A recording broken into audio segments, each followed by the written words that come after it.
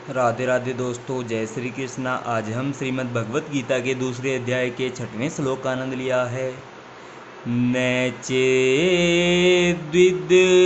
कतिरत्रो गर्यो यदा जेम यदि वा नो जेयुः यानेव हत्वा न जिजीविषां सते अवस्थितः प्रमुखे धार्तराष्ट्रः।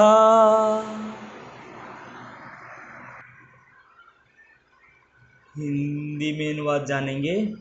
हम यह भी नहीं जानते कि हमारे लिए क्या श्रेष्ठ है, उनको जितना या उनके द्वारा जीते जाना। यदि हम धृतराष्ट्र के पुत्रों का वध कर देते हैं तो हमें जीवित रहने की आवश्यकता नहीं है, फिर भी वे युद्ध भूमि में हमारे समक्ष खड़े हैं। तात्पर्य जानेंगे।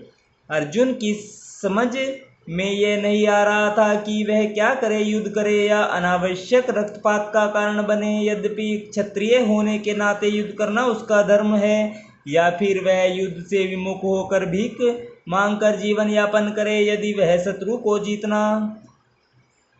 जीतता नहीं तो जीविका का एक मात्र साधन भिक्षा ही रह जाता है। फिर जीत भी तो निश्चित नहीं है, क्योंकि कोई भी पक्ष विजयी हो सकता है। यदि उसकी विजय हो भी जाए क्योंकि उसका पक्ष न्याय पर है, तो भी यदि धृतराष्ट्र के पुत्र मरते हैं तो उनके बिना रह पाना अत्यंत कठिन हो जाएगा। उस दशा में यह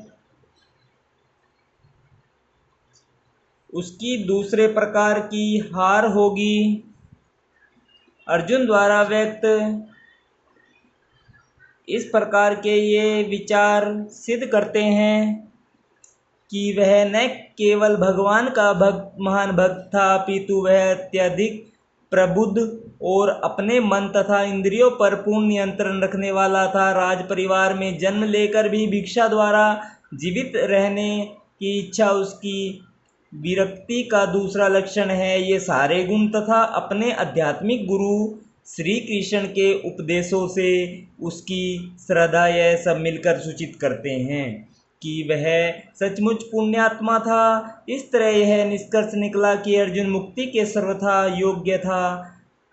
जब तक इंद्रिया से अमित न हो, ज्ञान के पद तक उठ पाना कठिन है, और बिना ज्ञान तथा भक्ति के मुक्ति नहीं होती। अर्जुन अपने भौतिक गुणों के अतिरिक्त इन समस्त देवी गुणों में भी दक्ष था। राधे राधे दोस्तों, जय श्री कृष्णा। आज हमने श्रीमद् भगवत गीता के दूसरे अध्याय के 6वें श्लोक का आनंद लिया है। ओम कर्पूरी गौरम करुणावतारम संसारिसारम भुजगेन्द्रहारम सदा वसन्तं हृदयारविन्दे भवं भवानी सहितं नमामि। भवं भवानी सहितं नमामि।